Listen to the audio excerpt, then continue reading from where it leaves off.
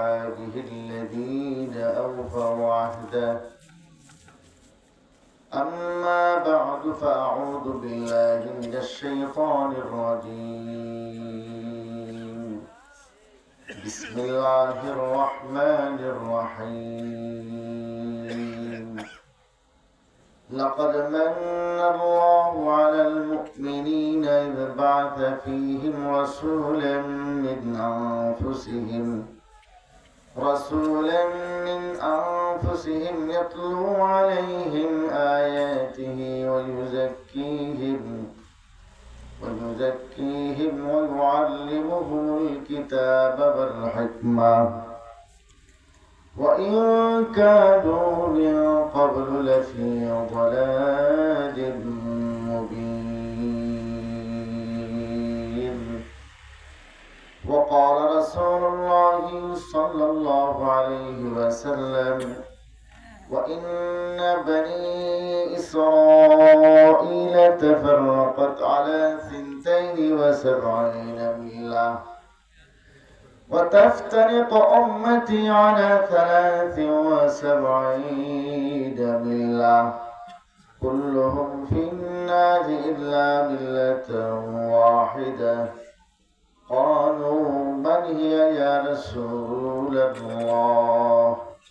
قال: ما أنا عليه وأصحابي، أو كما قال عليه الصلاة والسلام. خدا در انتظار حمد بدیست، خدا در انتظار حمد بدیست، محمد چشم بر راه ثنا نیست. خدا مدح آفرین مصطفى بس، محمد حامد حمد خدا بس. اللهم صل على محمد وعلى آل محمد كما صليت على إبراهيم وعلى آل إبراهيم إنك حميد مجيد. اللهم بارك على محمد وعلى آل محمد كما باركت على إبراهيم وعلى آل إبراهيم إنك حميد مجيد. معزز حاضرين، ওই আল্লাহ পাক রব্বুল আলামিনের লক্ষ কোটি শুকর ও সুজুদ যে রব্বুল আলামিন আমাদেরকে দারুল উলুম হামিউস সুন্নাহ মাদ্রাসা এবং এলাকাবাসীর উদ্যোগে দ্বিতীয় বার্ষিক আজকের এই ওয়াজ মাহফিলে শরীক হবার তৌফিক এনায়েত করেছেন। আমরা আল্লাহ পাক রব্বুল আলামিনের শুকর আদায় করি, বলি আলহামদুলিল্লাহ। শুকর আদায় করে আলহামদুলিল্লাহ বলা কি খুব কষ্টের? একটু মহব্বত আজমতের সাথে জোরে সোরে বলি আলহামদুলিল্লাহ।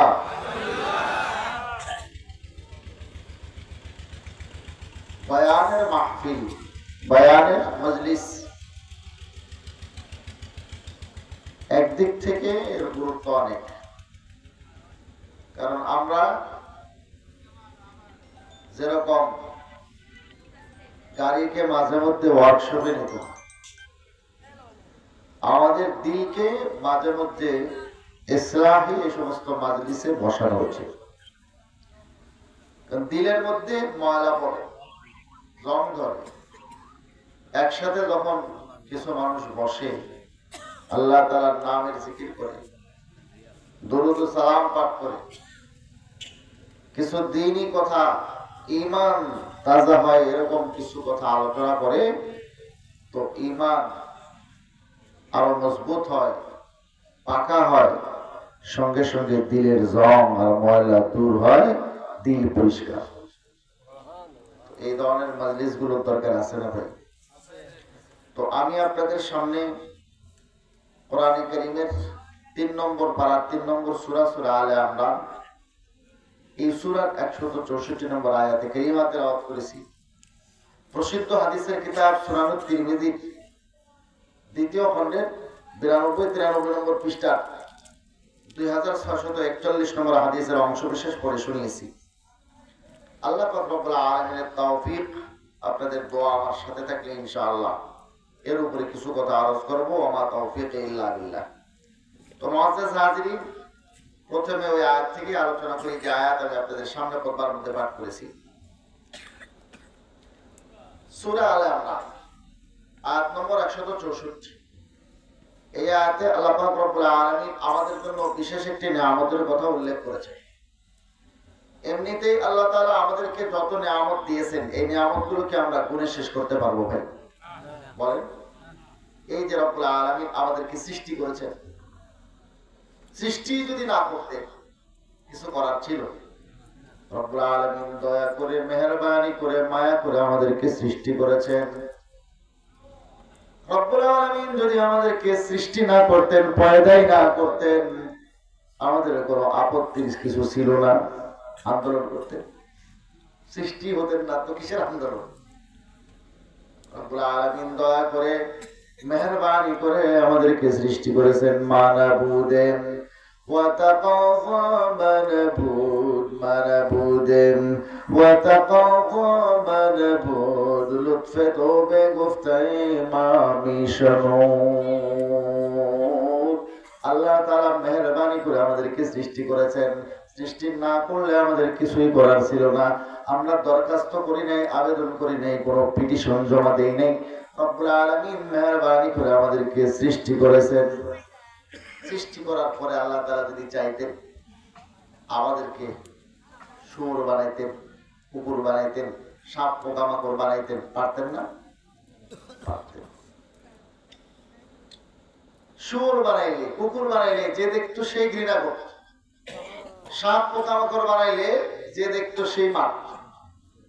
মশা হইলে এক থাপ্পড়ে, সাপ হইলে লাঠি দিয়ে দুসের বাড়ি দিয়ে মারি ফেলত, ঠিক না?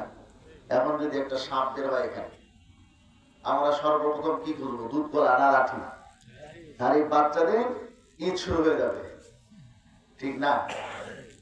সাপ যে দেখে সেই মার, শুয়োর কুকুর যে দেখে ঘৃণা করে। এই যে কুকুর একটার বাচ্চা মারা নিয়ে পাবনা জেলায় কি কাণ্ড কারখানা হয়ে যাচ্ছে। একটা কুকুরের বাচ্চা মেরে ফেলছে। হ্যাঁ, এটা অবশ্যই অমানবিক কাজ। কুকুরের বাচ্চা মারলো, এই কুকুরটা কত কষ্ট, ঠিক না? কিন্তু আমাদের দেশে এই কুকুরের প্রতি মানবিকতা দেখিয়ে যে সমস্ত কাজ হচ্ছে, এটা ঠিক, আমরা এটাকে সাপোর্ট করি। এটার কেস হয়েছে, যে মেরেছে এই মহিলার জেল হয়েছে, তার স্বামীর সরকারি চাকরি গেছে, সব ঠিক আছে, আমাদের কোনো প্রতিবাদ নাই এটা, এবং এই ধরনের মানবতা দেখানো উচিত। কিন্তু এদেশে বহু মায়ের কল খালি করা হয়েছে, বুক ঝাঁঝরা করা হয়েছে, সন্তানদের বহু সন্তানকে এতিম বানানো হয়েছে, তাদের পিতামাতাকে হত্যা করে করা হয়নি। সেখানে কি আমরা সামান্য মানবতা দেখাতে পেরেছি? তাহলে আমরা কোন দেশে বসবাস করছি, যে দেশে একটা কুকুর ছাড়ার যে দাম, মানুষের সে দাম নেই। এই মানবিকতা আমরা মানুষের প্রতি দেখাতে পারিনি, কিন্তু দেখাচ্ছি কুকুরের প্রতি। অবশ্যই কুকুরের প্রতি মানবতা দেখানো উচিত, কিন্তু মানুষের দামটা আমাদের দেশে কুকুরের চেয়ে নিচে নেমে গেল। আল্লাহ তাআলা হেফাজত করে। কুকুর দেখলে, শুয়োর দেখলে মানুষ ঘৃণা করে। আমাদেরকে আল্লাহ পাক রব্বুল আলামিন চাইলে এই সমস্ত জীবজন্তু বানাতে পারতেন, কিন্তু রব্বুল আলামিন মেহেরবানি করে আমাদেরকে আশরাফুল মাখলুকাত মানুষ বানিয়েছেন। রব্বুল আলামিন যদি চাইতেন আমাদেরকে গরু ছাগল বানাইতে পারতেন। গরু ছাগল বানাইলে তাহলে কোরবানি ঈদের মধ্যে জবাই করে ফেলতো। গরু হইলে কিছুদিন হাল বইয়া তারপরে আমাদের থেকে চাষাবাদ করাতো। ছাগল হইলে তো সোজা কোরবানি জবাই। গরু হইলেও এখন আবার হাল বওয়ার জন্য আর গরু দিয়ে বয় না মানুষ, এখন সোজা কসাইয়ের হাতে অথবা কোরবানি দিতে জবাই, ঠিক না? রব্বুল আলামিন মেহেরবানি করে আমাদেরকে মানুষ হিসেবে আশরাফুল মাখলুকাত হিসেবে সৃষ্টি করেছেন। শুধু তাই না, রব্বুল আলামিন আমাদেরকে আশরাফুল মাখলুকাত বানিয়ে ঈমানের দৌলত নসিব করেছে। কিসের দৌলত নসিব করেছে? ঈমান। ঈমান আপনার আছে, আমলের মধ্যে ত্রুটি থাকলেও একদিন না একদিন জান্নাতে যাবে, ঠিক না ভাই? দেখেন এই মাসলাটা বুঝেন। এখন আমরা তো যে কোনো বক্তার ওয়াজ শুনি, সব বক্তার ওয়াজ শোনাও ভেজাল। কিছু কিছু বক্তা এমন আছে যে তার ওয়াজ আপনি শুনবেন তো আপনার ঈমান আকীদা যা আগে ঠিক ছিল এইটাও নড়বড়ে হয়ে যাবে। এমন কিছু বক্তা আছে আকীদা বুঝে না, ঈমান বুঝে না, কিছু বুঝে না। এই যে মাসলাটা আমি বললাম এখন, যে কারো যদি ঈমান থাকে কিন্তু আমলের ত্রুটি থাকে, হয়তো কবিরা গুনাহ করছে, মিথ্যা কথা বলছে, ধোঁকা দিয়েছে, গীবত করেছে, কারো মাল চুরি করছে, যে কোনো রকম গুনার কাজ করেছে, কোন কবিরা গুনাহ যদি কারো আমলনামায় থাকে, তো এই ব্যক্তি চিরদিন চিরকাল জাহান্নামে থাকবে নাকি ঈমান থাকলে একদিন না একদিন নাজাত পাবে? এই ব্যাপারে আহলে সুন্নাত ওয়াল জামাতের আকীদা হলো, যার ঈমান আছে, আমলের ত্রুটি আছে, সুদ খেয়েছে, ঘুষ খেয়েছে, চুরি করেছে, জেনা করেছে, অন্য কোনো গুনাহ করেছে, তাহলে এই ব্যক্তির ব্যাপারে কয়েকটি অবস্থা হবে। তবে সে মুখাল্লাদ ফিন নার হবে না, চিরদিন চিরকাল জাহান্নামে থাকবে এটা হবে না। চিরদিন চিরকাল জাহান্নামে থাকবে শুধু কাফের মুশরিক। কোন মুসলমানের জন্য আল্লাহ পাক রব্বুল আলামিন চিরদিন চিরকাল জাহান্নামে রাখবেন না। কোন মুসলমানকে জাহান্নামকে আল্লাহ তাআলা মুমিনের জন্য সৃষ্টি করেছেন। কিন্তু এক বক্তা ওয়াজ করতেছে, আমি শুনছি, আমার রেকর্ড শুনেছি। কি বলে বক্তা? বলে আপনারা একটা কথা জানেন যে যদি কারো ঈমান ঠিক থাকে একদিন না একদিন সে জান্নাতে যাবে, যদি আমলের ত্রুটি থাকে আমলের শাস্তি ভোগ করে একদিন না একদিন জান্নাতে যাবে। এই যে কথা আপনারা জানেন এটা ভুল। কেউ যদি জাহান্নামে যায় সে চিরদিন চিরকাল জাহান্নামে থাকবে, কোনোদিন জান্নাতে যাইতে পারবে না। এই যে ফতোয়াটা উনি দিলেন, মাসলা বললেন, আকীদা বললেন, এর সপক্ষে তিনি বলেছেন তার কাছে নাকি অনেক আয়াত আছে, অনেক দলিল আছে। কিন্তু ভালো করে বুঝবেন, এই যে আকীদাটা উনি প্রচার করছেন এটা ভ্রান্ত ফেরকা, বাতিল ফেরকা, গোমরাহ ফেরকা, মুতাজিলাদের আকীদা। আহলে হক, আহলে সুন্নাত ওয়াল জামাতের আকীদা এটা না। এই বক্তার খবরও নেই। ইউটিউব চ্যানেলের একটা চ্যানেল আমার বয়ানও ছাড়ে, ওই বক্তার বয়ানও ছাড়ে। তো তার সাথে একদিন ফুড ভিলেজে আমার সাথে দেখা। আমি বললাম, ভাই কোন বক্তার জন্য দাঁড়িয়ে আছে? তো ওই বক্তার নাম বললো, নাম না বলি আমি। তা আমি বললাম যে ভাই উনাকে একটা কথা বলিয়েন, আমার তো এখন চলে যেতে হবে, মাহফিল করে আসতেছি, সে বহু দূর থেকে, তো আমাকে বগুড়া যাইতে হবে। আপনি ওনার সাথে দেখা হলে ওনাকে বলবেন সে যে মাসলাটা বলছে আকীদা প্রচার করছে এটা মুতাজিলাদের আকীদা, বাতিল ফেরকার আকীদা, গোমরাহ ফেরকার আকীদা, আহলে সুন্নাত ওয়াল জামাতের আকীদা এটা না। ওই বক্তা আমাকে চিনে ভালো, এই কথা তাকে বলছে।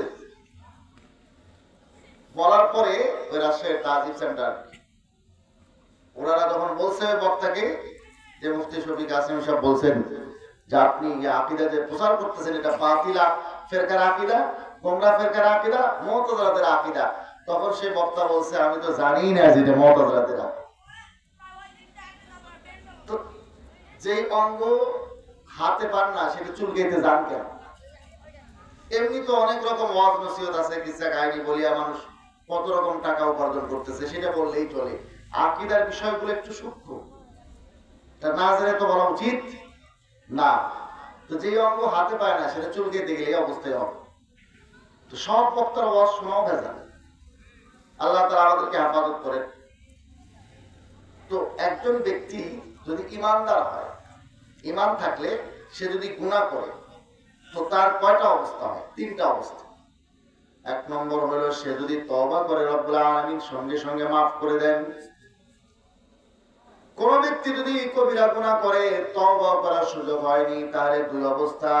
রব্বুল আলামিন যদি চান তাকে তওবা ছাড়াও তার জিন্দেগীর সমস্ত গুনাহ খাতা মাফ করে তাকে জান্নাতে দিয়ে দিতে পারেন বিনা হিসাবে। হাদিসের মধ্যে আসছে, মুসলিম শরীফ দ্বিতীয় খণ্ডের মধ্যে আল্লাহর হাবিব সাল্লাল্লাহু আলাইহি ওয়াসাল্লাম বলেন কিয়ামতের দিন আল্লাহ তাআলা এক ব্যক্তিকে ডাকবেন, ডাকার পরে পর্দা দিয়ে ঘিরে নেবেন। পর্দা দিয়ে ঘিরে নিয়ে ওই ব্যক্তিকে রব্বুল আলামিন তার আমলনামাটা পেশ করবেন, তার গুনাহগুলো দেখাবেন, বলবেন বান্দা এই যে তুমি এই গুনাহ করছো কিনা, সে দেখবে আল্লাহর সামনে গুনাহ লেখা।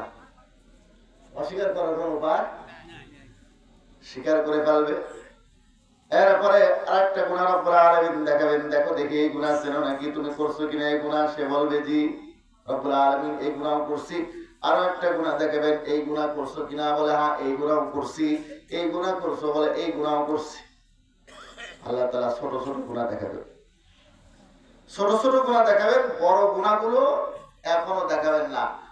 ও যখন স্বীকার করতে থাকবে, ভেতরে ভেতরে ভয়ে একেবারে ভীত সন্তুষ্ট হয়ে যাবে।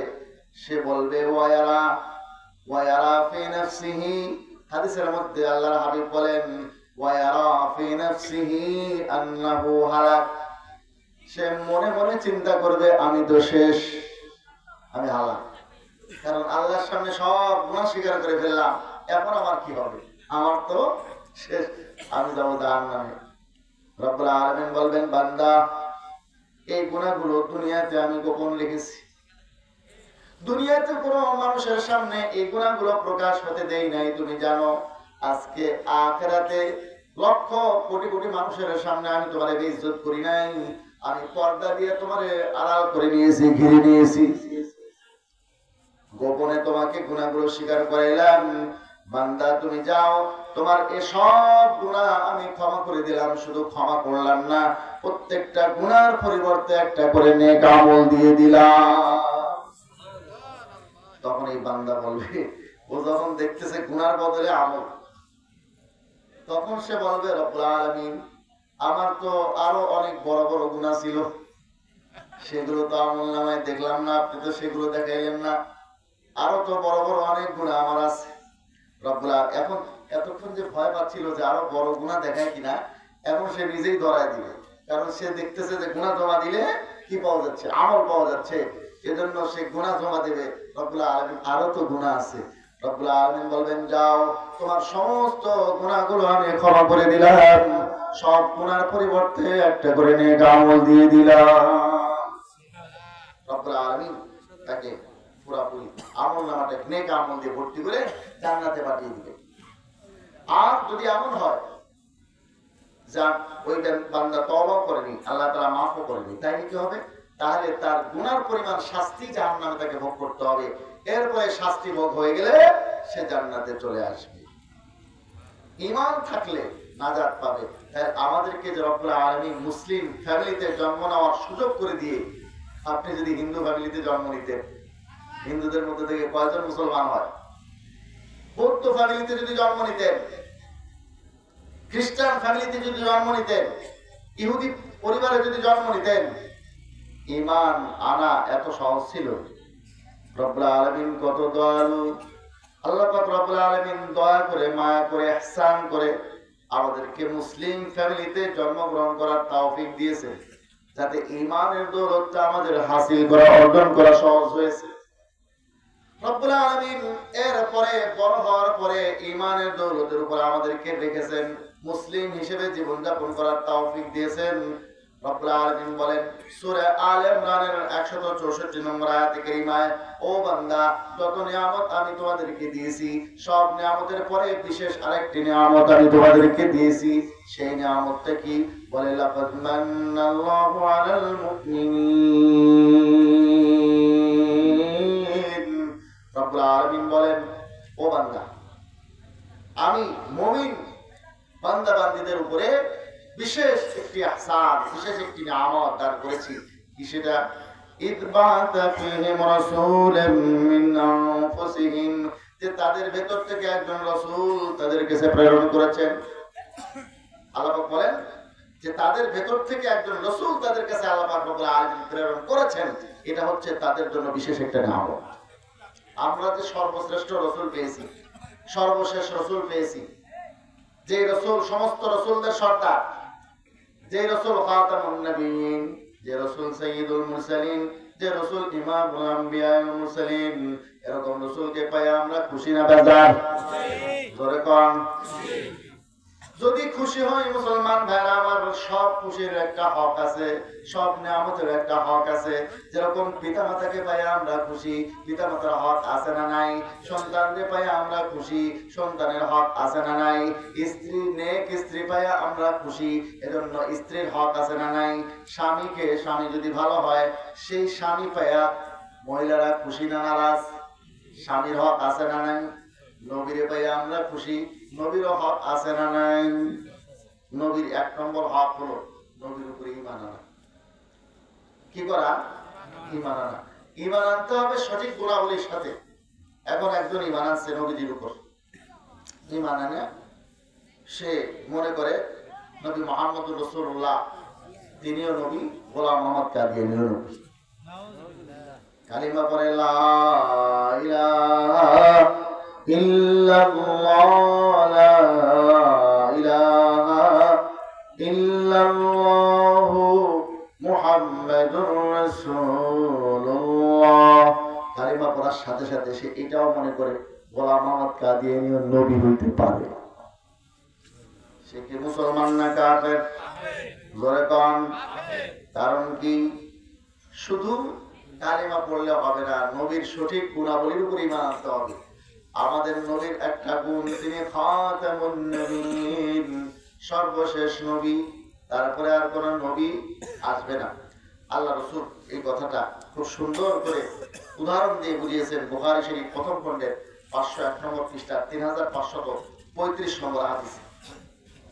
চলুন একটু দেখি বুখারী শরীফ খণ্ড নম্বর 1 পৃষ্ঠা নম্বর 501 আর হাদিস নম্বর 3535। গুগল ইন্টারনেটে সার্চ দিলে এই নম্বরে পাবেন।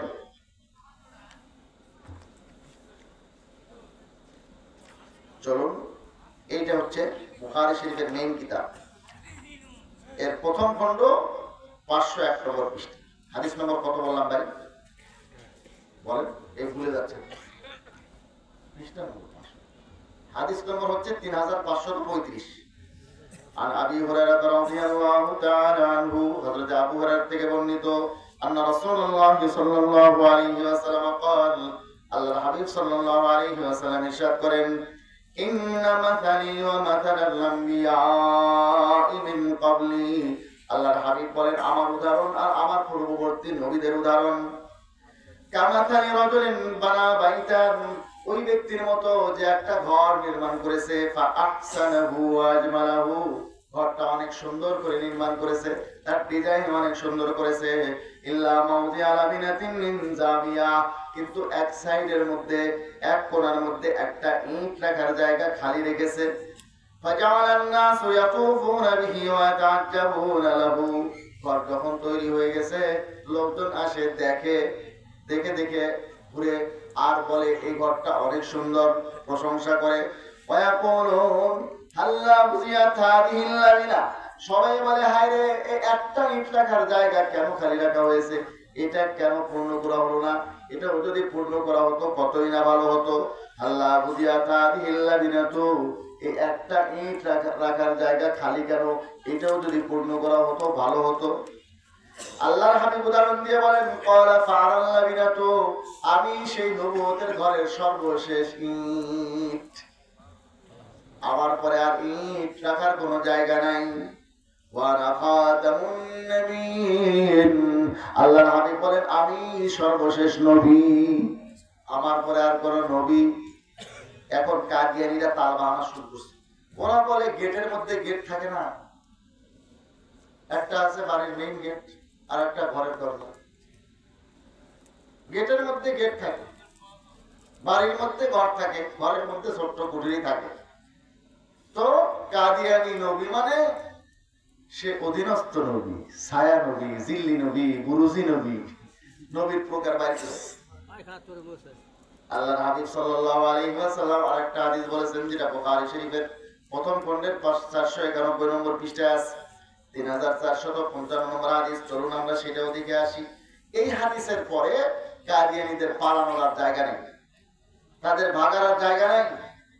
এই যে এরা যে তাবিল করবে, ঘুরাইয়া ফিরে নবী সাবেত করবে গোলাম মোহাম্মদ কাদিয়ানীকে, তার কোনো উপায় নাই।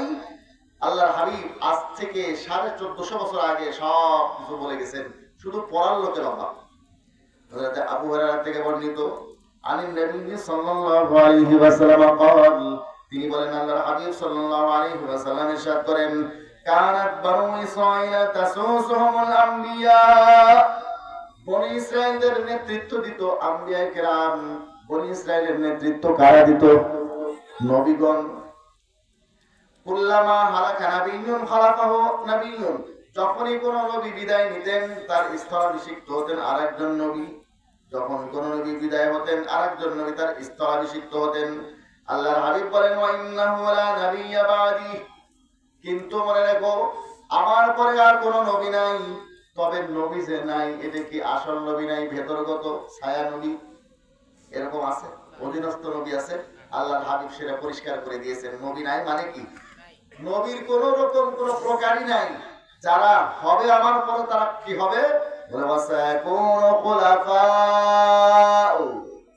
আমার পরে হবে খলিফা আমার পরে কি হবে খলিফা না নবী অধীনস্থ নবী বুরুজি নবী জিল্লি নবী ছায়া নবী না খলিফা কোন রকম নবী হবে না সব নবীর অবকাশ সুযোগ খতম করে দিয়েছেন একদম আঙ্গুল রাখার জায়গা রাখেননি আল্লাহর হাবিব মুসলমান ভাইরা আমার বড় আফসোসের বিষয় আমরা একটা কথা সব সময় বলি ইসলামের শত্রুরা হুঁশিয়ার সাবধান বলেন ইসলামের শত্রুরা হুঁশিয়ার সাবধান বলি না সব সময় বলি ওরা হুঁশিয়ার সাবধান হয়ে গেছে অলরেডি ওরা ঠিক হুঁশিয়ার সাবধান হয়ে গেছে কিরকম দেখেন কাদিয়ানীরা এখন আর কাদিয়ানী নামে প্রচার চালায় না এখন তাদের প্রচারণা চলে আহমদিয়া মুসলিম জামাত নামে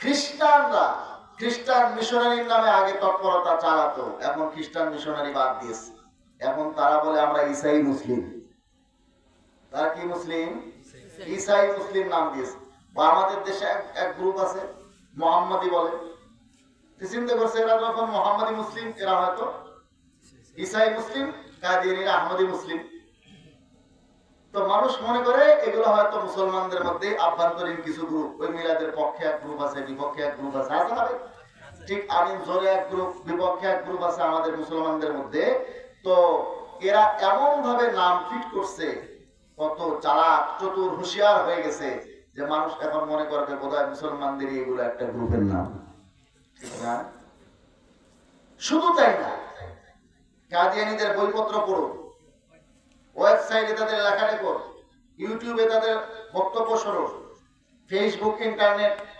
বাস্তব জগতে সব জায়গাতে এখন তাদের বক্তব্য পরিবর্তন হয়েছে আমরা যদি বাতিলের রূপ না বুঝি না চিনি তাহলে বড় ভুল করি প্রেমিকা ড্রেস পরিবর্তন করলে যদি প্রেমিকাকে আর চিনতে না পারি তাহলে আমি তো প্রেমিকা কি চিনি না যে সত্যিকারের প্রেমিকা প্রেমিক সে প্রেমিকা রং ঢং দেখলে তার চলার ঢং দেখলে বুঝে ড্রেসের রং দেখে না ঠিক না একজন ফার্সি আপনি কি আমার উপরে মন খারাপ করতেছেন বলেন না মন খারাপ করতেছেন একটা ছেলে এক মেয়ের প্রেমিক ছিল এখন সে একটা ফার্সি শের বানাইছে কারণ ওর প্রেমিকা এক একদিন এক এক ড্রেস পরে সকালবেলা সবুজ ড্রেস দুপুরবেলা নীল বিকালবেলা সাদা রাত্রে লাল এখন এই ছেলে কবিতা বানিয়েছে ফার্সি বাহার রঙে কে খাহি যাব আমি পোষ বাহার রঙে কে খাহি যাব আমি পোষ মানান্দাজে কদতরানি শনাসাম বলে ও সাদিয়া তুমি যেই রঙের ড্রেসই পরো না কেন বাহার রঙে কে খাহি যাব আমি পোষ তুমি যে রঙের ড্রেসই পরো না কেন মানান্দাজে কদতরানি শনাসাম আমি তোমার আন্দাজে কদ তোমার দেহের আন্দাজ তোমার চলাফেরার আন্দাজ বুঝি তুমি কিভাবে চলো তোমার চলাফেরা হাত পা নাড়ানো আমি বুঝি কাজেই তুমি যে কোনো রঙের ড্রেস করো না কেন তুমি তোমাকে আমার থেকে গোপন করতে পারবে না বাহার রঙে লেখা হিজাবি পোষ মানান্দাজে কদতরানি শনাসাম আমি তোমার চলার ঢং দেখে তোমাকে চিনতে পারি এটা আর কেউ না এটা আমার প্রেমিকা সাদিয়া আমার চিনতে কোনো অসুবিধা হয় না কেন? কারণ আমি তোমার চলার রং বুঝি, চলার ঢং বুঝি। ড্রেসের রং আমার কাছে কোনো ফ্যাক্ট না, ড্রেসের রং আমার কাছে কোনো বিষয় না। মুসলমান ভাইরা আমার, বাতিল যদি তার রূপ পরিবর্তন করে, তার ড্রেস পরিবর্তন করে, ফ্যাশন যদি পরিবর্তন করে, ডিজাইন যদি পরিবর্তন করে, আমরা কিন্তু চিনতে ভুল করা যাবে। দেখেন এখন কাদিয়ানীরা কি বলে জানেন? কাদিয়ানীরা এখন বর্তমানে বলে, আপনি তো বলবেন আমাদের নবীকে শেষ নবী মানে না, এই জন্য ওরা কাফের। ভালো করে বুঝবেন, কারণ আমি যশোর গেছি বয়ান করতে, সেখানে দুইটা তথ্য শুনে আমি চমকে গেছি। একটা হলো সেখানে এক মৌলবী কাদিয়ানী হয়েছে। আলেম কি হয়েছে? কাদিয়ানী। দুঃখের বিষয় না আনন্দের বিষয়? ধোঁকা খাইছে, বুঝে নাই। আর হয় তার যোগ্যতায় কুলায় নাই, আর নাইলে টাকা পাইছে। টাকা পাই তো ইমান বিক্রি করে। আজকাল লোকজনের কাছে তো ইমানের তেমন দাম নাই। আর একটা ঘটনা শুনলাম, সেখানে এক পীর ভাই রয়েছে, ইনি 5 তরিকা বায়াত করে। আমার কয় সিলসিলা বুঝি ভাই? 4 সিলসিলা। আর এই পীর বায়াত করে 5 সিলসিলা, 5 তরিকা। এখন তারা জিজ্ঞাসা করা হয়েছে, ভাই পঞ্চম তরিকাটা কি একটু দয়া করে বলবেন? বলে না। অনেক চাপ দেওয়ার পরে সে শেষ পর্যন্ত স্বীকার করছে, এই তরিকা হলো ঈসাই তরিকা। ঈসাই তরিকা বুঝে? খ্রিস্টবাদের তরিকা। তার মানে এই পীর হলো খ্রিস্টান। 4 তরিকা এটা ধোঁকা, আসলে সে খ্রিস্টান বানায়। খ্রিস্টানরা দেখছে আমাদের দেশের মানুষ পীর ভক্ত বেশি, ঠিক না? আমাদের দেশের মানুষ যেহেতু অতিরিক্ত পীর ভক্ত, এজন্য তারা চিন্তা করছে এদেশের মুসলমানদেরকে ধোঁকা দেওয়ার জন্য এটা রাস্তা, একটা খ্রিস্টানকে পীর বানাই দিয়েছে। এই বায়াত করে 5 তরিকা। পঞ্চম তরিকা হলো খ্রিস্টবাদের তরিকা। এখন দেখেন ওরা চালাক চতুর হয়েছে, হুঁশিয়ার হয়েছে না হয় নাই? কিন্তু আমরা হুঁশিয়ার হয়েছি, আমরা হুঁশিয়ার হয়েছি ভাই। ইসলামের শত্রুরা ঠিকই হুঁশিয়ার সাবধান হয়ে গেছে। এজন্য আমার শেখ ও মুর্শিদ, প্রথমে আমি বাইরে ছিলাম হযরত মাওলানা মুফতি মাহমুদ হাসান গাঙ্গুহি রাহমাতুল্লাহির কাছে, যিনি দারুল দেওবন্দের প্রধান মুফতি ছিলেন। 31 খণ্ডে ওনার উর্দু ফতোয়ার কিতাব আছে। দারুল দেওবন্দের প্রধান মুফতি ছিলেন হযরত মাওলানা মুফতি মাহমুদ হাসান গাঙ্গুহি রাহমাতুল্লাহি আলাইহি। হযরত বলতেন, কেউ যদি কাউকে বলে তুমি সতর্ক হয়ে যাও, তখন তার দিকে যায় 1 আঙ্গুল, আর যে সতর্ক করে তার দিকে আসে 3 আঙ্গুল, ঠিক না? 3 আঙ্গুল কার দিকে আসে? যে সতর্ক করে। যাকে সতর্ক করে তার দিকে যায় 1 আঙ্গুল। অতএব যে সতর্ক করবে তার সতর্ক হতে হবে বেশি, ঠিক না বেঠিক? মুসলমান ভাইরা আমার, আমরা ইহুদি খ্রিস্টানদেরকে সতর্ক করতেছি, ইসলামের শত্রুদেরকে হুঁশিয়ার সাবধান করে দিচ্ছি। তারা হুঁশিয়ার সাবধান হইয়া শেষ, কিন্তু আমরাই হুঁশিয়ার সাবধান হই নাই। কাদিয়ানীরা এখন বলে তারা আমার নবীর কালেমা পড়ে তারা, তখন আমরা দাবি করি প্রশাসনের কাছে, ভালো করে বুঝবেন, প্রশাসনকে যখন আমরা বলি কাদিয়ানীদেরকে রাষ্ট্রীয়ভাবে অমুসলিম ঘোষণা করতে হবে, ভালো করে বুঝেন বিষয়টা, তখন প্রশাসনের লোকেরা ওদেরকে ডাকে, এই কাদিয়ানী তোরা অমুসলিম, তোদের ধর্মের নামে তোরা পরিচিত হবি, তোরা মুসলমান দাবি করিস কেন? তখন কাদিয়ানীরা প্রশাসনের লোকজনকে বুঝায় যে দেখেন আমরা অমুসলিম, আপনাদেরকে কে বলছি? আপনাদের যদি আমাদের ব্যাপারে সন্দেহও থাকে, আমাদের ব্যাপারে যদি কি থাকে, এখন আপনাদের সামনে আমরা কালিমা পড়তেছি, প্রশাসনের লোকের সামনে কাদিয়ানীরা কালিমা পড়ে দেয়, বলে লা ইলাহা ইল্লাল্লাহ, লা ইলাহা ইল্লাল্লাহু মুহাম্মাদুর রাসূলুল্লাহ। প্রশাসনের লোকেরা মনে করে দেখো হুজুররা খামাখাই চিল্লায়, কাদিয়ানীরা কত সুন্দর কালিমা পড়ে, এরা তো মুসলমান। এরা মনে করে কাদিয়ানীদেরকে, আহমদিয়া মুসলিম জামাতকে আমরা যে অমুসলিম রাষ্ট্রীয়ভাবে ঘোষণা করার দাবি করি, এটা মুসলমানদের মধ্যে আভ্যন্তরীণ কোন্দল, মিলাদের পক্ষে বিপক্ষের মতো, আমিন জোরে আস্তের মতো, এটা একটা মুসলমানদের মধ্যে আভ্যন্তরীণ কোন্দল, দুইটা গ্রুপ। আমরা যখন তাদেরকে আবার বুঝাই, ভাই দেখেন কাদিয়ানীরা কালেমা পড়লে কি হবে?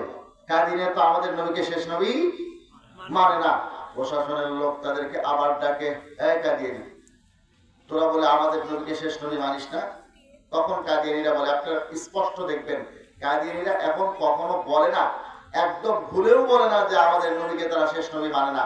তারা বলে আমরা নবী মুহাম্মদ রাসূলুল্লাহকে শেষ নবী মানি, যে অর্থে নবীজি নিজেকে খাতামুন নবিয়্যিন বলেছেন, বলে দাবি করেছেন, যে অর্থে কোরআন তাকে খাতামুন নবিয়্যিন বলেছে, সেই অর্থে আমরা নবীজিকে খাতামুন নবিয়্যিন মানি।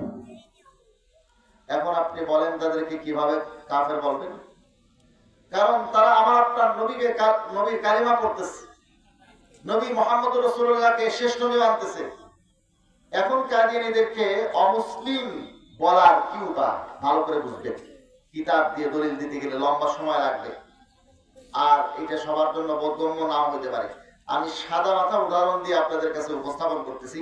ধরেন আপনাদের এলাকায় একটা লোক আছে, এই লোকের নাম হলো কলিমউদ্দিন। কি নাম ভাই? এই কলিমউদ্দিনের বউ সকালবেলা তাসবিহ দানা গুনিয়া কলিমউদ্দিনকে বলে যে আপনি আমার একমাত্র স্বামী, আপনি আমার একমাত্র স্বামী, আপনি আমার একমাত্র স্বামী। রাত্রে তাসবিহ দানা গুনিয়া আবার বলে আপনি আমার একমাত্র স্বামী, আপনি আমার একমাত্র স্বামী। কিন্তু সে রাত কাটায় সলিমউদ্দিনের সাথে। সলিমউদ্দিনের সাথেও তার একটা কাবিননামা আছে। বলুন দেখি, যে মেয়েটা কলিমউদ্দিনকে বলতেছে সেই তার একমাত্র স্বামী, আবার সলিমউদ্দিনের সাথেও তার কাবিননামা আছে, তার সাথে রাত্রে থাকে, সে কি কলিমউদ্দিনকে একমাত্র স্বামী মানে? জোরে কোন। তাহলে সকালবেলা যে তাসবিহ দানায় গুনিয়া 100 বার বললো, রাত্রে যে তাসবিহ দানায় গুনিয়া 100 বার বললো, এটা কি ধোঁকা না, মিথ্যা না, মুনাফিকি না, প্রতারণা না? এখন আসে কাদিয়ানীরা, আমাদের নবীর কালিমা যদি সে পড়ে, আমাদের নবী তো শুধু নবী না, আদম আলাইহিস সালাম ছিলেন নবী, ঠিক না? কিন্তু আমাদের নবী সাইয়্যিদুল মুরসালিন, খাতামুন নবিয়্যিন, ইমামুল আম্বিয়া ওয়াল মুরসালিন। মুসা আলাইহিস সালাম, ঈসা আলাইহিস সালাম, আরো যত পয়গম্বর আসছেন আমাদের নবীর পূর্বে, তারা ছিলেন শুধু নবী, শুধু রাসূল। আমার আপনার রাসূল শুধু নবী, শুধু রাসূল নন, তিনি খাতামুন নবিয়্যিন, ইমামুল আম্বিয়া ওয়াল মুরসালিন, সাইয়্যিদুল মুরসালিন। কথা ঠিক না ঠিক? আমাদের নবীর উপরে যদি সেই ঈমান আনে, তাহলে তাকে আমার আপনার নবীকে খাতামুন নবিয়্যিন মানতে হবে, সর্বশেষ নবী মানতে হবে। এখন আমার আপনার নবীকে সে মুখে বলে নবীকে আমরা খাতামুন নবিয়্যিন মানি, সে গোলাম আহমদ কাদিয়ানীকে তাহলে কোন অর্থে মানে? আমার আপনার নবীর কালিমা গ্রহণ হওয়ার জন্য, আমার আপনার নবীকে খাতামুন নবিয়্যিন, শেষ নবী বলে সে যে ঈমান আনে বলে বলতেছে, এই ঈমান গ্রহণ হওয়ার জন্য সর্বপ্রথম শর্ত হলো কাদিয়ানীরা তাদের নবী যে গোলাম আহমদ কাদিয়ানীকে মানে, এই কাদিয়ানীকে আগে 3 তালাক দিতে হবে। কাদিয়ানীকে যতক্ষণ পর্যন্ত সম্পূর্ণ ত্যাগ না করবে, ছেড়ে না দিবে, কাদিয়ানীকে যতদিন তারা মানতে থাকবে, নবী মানো, মাহদী মানো, মসিহ মানো, অথবা তিনটাই মানো, যতদিন পর্যন্ত কাদিয়ানীকে তারা মানবে, ততদিন পর্যন্ত আমার আপনার নবীর কালিমা পড়লেও ধোঁকা, আমার আপনার নবীকে শেষ নবী বললেও ধোঁকা, ঠিক না? কাজে কাদিয়ানীরা যদি আমার আপনার নবীর কালিমাও পড়ে, কাদিয়ানীরা যদি আমার আপনার নবীকে শেষ নবীও বলে, তারপরেও তারা মুসলমান না কাফের? জোরে কোন, কাফের। এখন কাদিয়ানীরা যে কাফের, কাদিয়ানী বাতিল, এই কথাটা কোরআন হাদিসের দলিল লম্বা চওড়া পেশ করলে আপনাদের মনে থাকবে না। এমন সাদা মাটা কিছু দলিল আমি আপনাদেরকে হাতে তুলে দিয়ে যাচ্ছি, যেই দলিলগুলো বোঝার জন্য ডক্টরেট করতে হবে না, যেই দলিলগুলো বোঝার জন্য ব্যারিস্টার হতে হবে না, যেই দলিলগুলো বোঝার জন্য মাওলানা, মুফতি, মুহাদ্দিস হতে হবে না। সাধারণ একজন মুসলমান, একজন তালেব ইলম, একজন ছাত্র, সাধারণ একজন মানুষ এই দলিলগুলো বুঝবে। দিব দলিল আপনাদের হাতে তুলে দিচ্ছি, এরকম আপনারা কি বিরক্ত হয়ে যাচ্ছে? আমি ঈমান আকীদার কথা বলি, কারণ একজন মানুষের ঠিক থাকা দরকার কি? প্রথমে ঈমান। ঈমানই যদি ঠিক না থাকে, আপনি হাজার আমল করেন, কোনো ফায়দা আছে? এক মাহফিল আপনাদের জয়পুরহাটে পুনঃ ওয়াজ করতেছি আমি, সেখানে মাহফিলের শেষে এক হিন্দু দেখা করছে, সে 99টা মাহফিল শুনে আসছে। আমি বললাম, ভাই আপনার একটা মাহফিলও শুনতে হবে না, আপনি শুধু কালিমা পড়েন, জান্নাতে চলে যাবেন। আর 100টা না 1000 মাহফিল শুনে কালিমা যদি না পড়েন, ইমান যদি না থাকে কোনো ফায়দা নাই। একজন বলে ডাক্তারের কাছে গেছে, যা বলে ডাক্তার সাহেব একটু আসেন। বলে কি হয়েছে? বলে আমার বাপ আব্বা যেন কেমন কেমন করতেছে। ডাক্তার সাহেব যাইয়া চেক করে দেখে বললেন, ভাই আপনার আব্বার সবকিছু ঠিক, তার মাথা ঠিক, তার হাত ঠিক, তার পা ঠিক, তার সব অঙ্গ প্রত্যঙ্গ ঠিক। বলে ডাক্তার সাহেব সমস্যা কি? বলে সমস্যা সামান্য, এটা হলো তার রূহটা নাই, আত্মাটা নাই, রূহ নাই। সমস্যা সামান্য, তার অঙ্গ প্রত্যঙ্গ সবকিছু ঠিক আছে। মুসলমান ভাইরা আমার বলুন দেখি, রূহ যখন নাই সমস্যাটা সামান্য না মারাত্মক?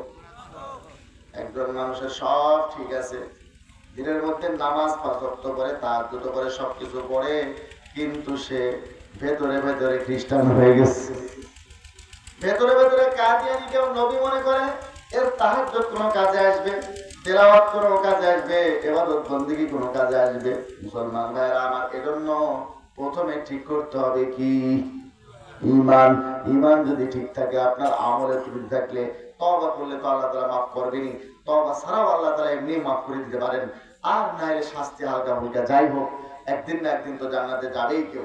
কিন্তু ঈমানটাই যদি না থাকে, হাজারো আমল করে কোনো ফায়দা নাই। এজন্য আমি ঈমানিয়তের উপরে কথা বেশি বলি। চলুন আমরা এবারে এমন কিছু দলিল আপনাদের হাতে তুলে দিই, যেই দলিলগুলো আপনি যদি মনে রাখেন, তাহলে কাদিয়ানীদেরকে রাস্তাঘাটে বাতিল প্রমাণ করতে পারবেন, কান ধরিয়া তওবা করাইতে পারবেন। দিব দলিল? বিরক্ত হচ্ছে? চলেন, আপনারা একটু মন খারাপ করতেছেন না? আমার কাছে কাদিয়ানীর অরিজিনাল কিতাব আছে, কাদিয়ানীর লেখা অরিজিনাল কিতাব। এই দেখেন আমার হাতে, রুহানি খাজাইন। এই রুহানি খাজাইন কাদিয়ানী নিজের লেখা বই। মানে ও যে বইগুলো লিখেছে সবগুলোকে একত্রিত করে তারা এই নামে ছেড়েছে, রুহানি খাজাইন কাদিয়ানী নিজের লেখা। এই রুহানি খাজাইনের 23 নম্বর খণ্ড আমার হাতে। এই 23 নম্বর খণ্ডের আপনি চলে যান প্রথমে 299 নম্বর পৃষ্ঠায়। কাদিয়ানী কি লেখে দেখেন। এখানে সে লিখতেছে, तारीख दा लोग जानते हैं, उर्दू बुझेन আপনারা? तारीख दा लोग जानते हैं, बोले इतिहासविदরা এই কথা ভালো করে জানে कि आपके घर में 11 लड़के पैदा हुए थे, जो रसूलुल्लाह सल्लल्लाहु अलैहि वसल्लम 11 জন ছেলে ছিল, और सबके सब फौत हो गए थे, আর সবাই আল্লাহ রাসূলের জীবদ্দশায় দুনিয়া থেকে বিদায় নেয়। আল্লাহ রাসূলের কি 11 জন ছেলে ছিল? বলেন না ভাই, আল্লাহ রাসূলের 11 জন ছেলে ছিল? কাদিয়ানী লিখলো আল্লাহ রাসূলের 11 জন ছেলে ছিল, আর এটা নাকি ইতিহাসবিদরা ভালো করেই জানে। কোন ইতিহাসবিদ ইচ্ছে করে এই ধরনের ভুল কথা লেখা তো দূরে থাক, ভুলেও এই ধরনের কথা লেখে নাই।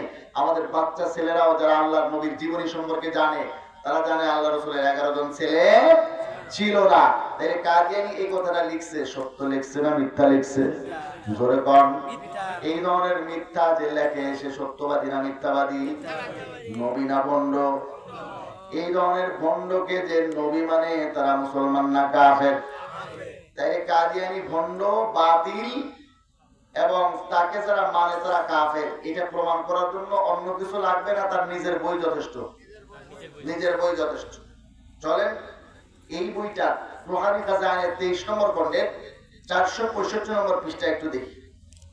এখানে লিখতেছে কাদিয়ানী, तारीख को देखो, बोले भाई इतिहास देखें कि आम हज़रत सल्लल्लाहु अलैहि वसल्लम वही एक यतीम लड़का था जिसका बाप पैदाइश से चंद दिन बाद ही फौत हो गया।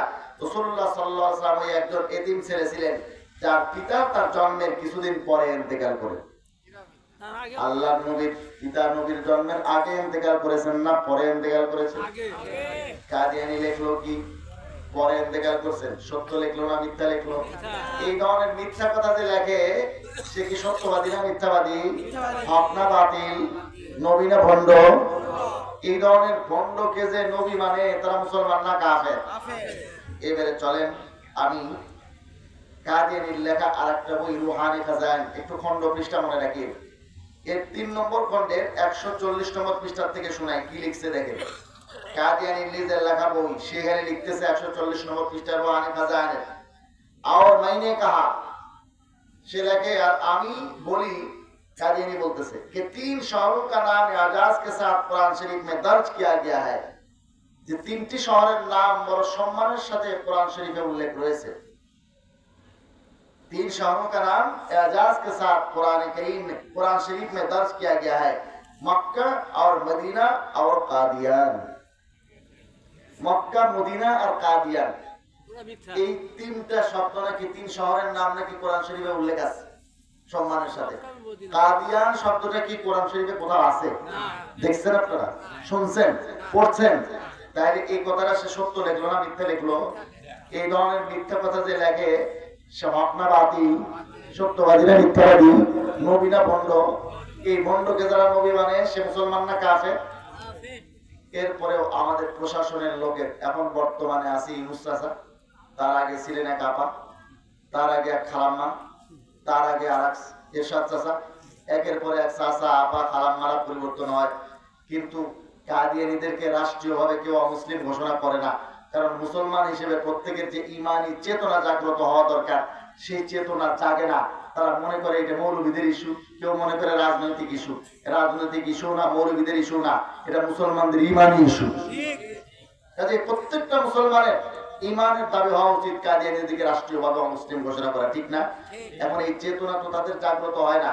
আমি চেতনা জাগ্রত করার জন্য একটা অ্যান্টিবায়োটিক নিয়ে আসছি। এই অ্যান্টিবায়োটিক কাদিয়ানীর লেখা বই থেকে, রুহানি খাজাইন 5 নম্বর খণ্ড, পৃষ্ঠা নম্বর 547-48, 2 পৃষ্ঠা ব্যাপী সে কিছু কথা লিখেছে। এতক্ষণ উর্দু ছিল, এখন আরবি। আরবিতে লিখতেছে কাদিয়ানী। চলুন একটু পড়ে দেখি কি লেখে। তিলকা কুতুব, কাদিয়ানী নিজের বইগুলো সম্পর্কে মূল্যায়ন করতে গিয়ে লেখে, এগুলো এমন কিছু কিতাব ইয়ানজুরু ইলাইহা কুল্লু মুসলিমিন বিআইনিল মাহাব্বাতি ওয়াল মাওয়াদ্দাহ, যে এই বইগুলো প্রত্যেকটা মুসলমান ভালোবাসা এবং মহব্বতের দৃষ্টিতে দেখবে। আর আমার এই বইগুলোর মধ্যে যে উলুম আছে সেই এলেমগুলোর দ্বারা তারা উপকৃত হবে। এর মধ্যে কি এলেম আছে? না, মিথ্যাচার আছে। মিথ্যাচার অজ্ঞতা দিয়ে ভর্তি, এটার নাম দিয়েছে সে এলেম। এরপরে লেখো একবার উনি প্রত্যেকটা মুসলমান আমাকে গ্রহণ করবে, ওই সত্যি দাওয়াতি, আর আমি যে নবুয়তের দাবি করেছি আমার নবুয়তের দাবিকে তারা সত্যায়ন করবে, আমাকে নবী মানবে। নবী মানবে না কারা? কাদিয়ানী লিখতেছে ইল্লা যুররিয়াতুল বাকায়া, বাকিয়াতুনের বহু বচন বাকায়া। যুররিয়াতুন মানে সন্তান, আর বাকিয়াতুন মানে হচ্ছে ব্যভিচারিণী, জেনাকারিণী। আমাদের গ্রাম দেশে যেটা বেশ্যা নারী বলে, বেশ্যা নারীর সন্তান যারা, যার সন্তান যারা, তারা আমাকে নবী মানবে না। কে বললো কথাটা? কাদিয়ানী। আল্লাযীনা ফাতানাল্লাহু আলা কুলুবিহিম ফাহুম লা ইয়াফকাহুন। কাদিয়ানী বলে যাদের অন্তরে মোহর করে দেওয়া হয়েছে, আল্লাহ তাআলা মোহর করে দিয়েছেন, তারাই শুধু আমাকে নবী মানবে না। যারা বেশ্যা নারীর সন্তান, যার সন্তান, তারা আমাকে নবী মানবে না। এবারে আসেন, আমাদের দেশে এ পর্যন্ত প্রশাসনে যারা ছিলেন, হয় মুসলমান নাইলে হিন্দু, যে কোনো দায়িত্বে, ঠিক না? এখন হিন্দুরা কি নবী মানে? ভাই বলেন না।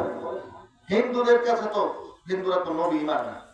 হিন্দুরা যখন কোন নবী মানে না, তাহলে গোলাম আহমদ কাদিয়ানীকে নবী মানার কোন প্রশ্নই ওঠে না। মুসলমানরা নবী মানে, কিন্তু কাদিয়ানীকে নবী মানে না। আমাদের দেশের কোন হিন্দু, কোন বৌদ্ধ, কোন খ্রিস্টান, কোন ইহুদি আর মুসলমান কোন দিন কেউই কাদিয়ানীকে নবী মানে না, ঠিক না? কাদিয়ানীকে আমাদের দেশের রাষ্ট্রীয় ক্ষমতায়, প্রশাসনে যারা এ পর্যন্ত ছিল, কেউ কাদিয়ানীকে নবী মানে না। হিন্দুরাও মানে না, মুসলমানরাও মানে না। তাদের সবাইকে সে কি বলে দাবি করলো? হারামজাদা, অবৈধ সন্তান, পতিতা নারীর সন্তান। এই ধরনের গালি খাওয়ার পরেও যদি চেতনা জাগ্রত না হয়, তাদের রাষ্ট্রীয়ভাবে অমুসলিম ঘোষণা করার জন্য ইমানি চেতনা জাগ্রত না হয়, তাহলে কোন হারবারের ওষুধ খেলে আমাদের প্রশাসনের লোকজনের যে ইমানের চেতনা জাগবে আমার জানা নেই।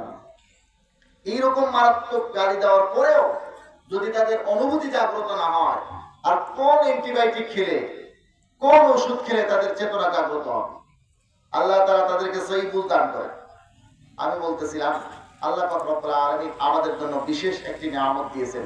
সেই নিয়ামত হলো নবী করিম সাল্লাল্লাহু আলাইহি ওয়াসাল্লামের উম্মত হওয়ার আমাদেরকে সৌভাগ্য দান করা, নবীজিকে আমাদের নবী হিসেবে প্রেরণ করা। এই নবীর অনেকগুলো হক আছে, তার মধ্যে একটা হক হলো নবীর উপরে সঠিক ভাবে ঈমান আনা। নবীজির দ্বিতীয় আর একটা হক আছে, এই হকটা হলো নবীকে মহব্বত করা, ভালোবাসা। আপনি বুখারী শরীফের মধ্যে খণ্ড নম্বর 1 পৃষ্ঠা নম্বর 7 হাদিস নম্বর 15 এখানে পাবেন হযরত আনাস রাদিয়াল্লাহু তাআলা আনহু থেকে এই হকটার আলোচনা। হযরতে অনেক জায়গায় আছে, আমি এক জায়গা থেকে দেখাচ্ছি। বুখারী শরীফ প্রথম খণ্ড 7 নম্বর পৃষ্ঠা, আর হাদিস নম্বর কত বললাম 15। বুখারী শরীফ 1 নম্বর খণ্ডের 7 নম্বর পৃষ্ঠার 15 নম্বর হাদিস। আর আনাস রাদিয়াল্লাহু আনহু قال قال رسول الله صلى الله عليه وسلم, আল্লাহর হাবিব সাল্লাল্লাহু আলাইহি ওয়াসাল্লাম ইরশাদ করেন, লা ইউমিনু আহাদুকুম হাত্তা কুনা হাব্বা ইলাইহি মিন ওয়ালিদিহি ওয়া ওয়ালাদিহি ওয়ান নাসি আজমাইন। আল্লাহর হাবিব বলেন, দেখো তোমাদের মধ্যে কেউ ঈমানদার হতে পারবে না যতক্ষণ আমি তার কাছে সবচেয়ে প্রিয় না হব, মিন ওয়ালিদিহি তার পিতামাতা থেকে, ওয়া ওয়ালাদিহি তার সন্তানদের থেকে, ওয়ান নাসি আজমাইন আর পৃথিবীর সমস্ত মানুষদের থেকে। তাই আল্লাহর নবীকে ভালোবাসতে হবে, নিজের সন্তানের মতো না, তার চেয়েও বেশি, পিতামাতার মতো না, তার চেয়েও বেশি। পৃথিবীর যত ভালোবাসার মানুষ আছে সবার চেয়ে বেশি নবীজিকে ভালোবাসতে হবে। নবীর একটা হক, নবীজির আরো একটা হক আছে। এটা কি? রাসূলুল্লাহ সাল্লাল্লাহু আলাইহি ওয়াসাল্লামের ইত্তেবা, তার সুন্নাত অনুযায়ী জীবন যাপন করা বড় হক, বড় হক এটা। এই হকটা যদি আমরা আদায় করি তাহলে কোরআনে বর্ণিত 2টা লাভের কথা আছে, হাদিসে বর্ণিত 2টা লাভের কথা আছে। শুনবেন, কোরআনে 2টা লাভের কথা আছে। 1 নম্বর লাভের কথা, 2টা লাভের কথাই আছে 31 নম্বর আয়াতে সূরা আলে ইমরানে। কুল ইন কুনতুম তুহিব্বুনাল্লাহ, হে নবী আপনি বলে দিন, তোমরা যদি আল্লাহর ভালোবাসা পাইতে চাও তাহলে মাজারে যায় গান দেখায় পড়ে থাকলে হবে না, নুরা পাগলার পেছনে পড়লে হবে না। আমাদের দেশে কিছু লোক আছে যারা মাজারে যায় গান দেখায় পড়ে থাকে, আছে না? এই যে বাউল টাউল আবুল তাবুল আছে না, এই বাউলরা আল্লাহর নামে আবুল তাবুল বলে, নবীজির নামে আবুল তাবুল কটূক্তি করে, ঠিক না? শরীয়তের বিভিন্ন বিধান নিয়ে ঠাট্টা বিদ্রুপ করে। আমাদের যে ইসলামী শরীয়ত, এখানে কিছু বিষয় আছে। দেখেন, ওযু, ওযু ভঙ্গের কিছু কারণ আছে, আছে না নাই? নামাজ ভঙ্গেরও কিছু কারণ আছে, ঠিক ঈমান ভঙ্গেরও কিছু কারণ আছে।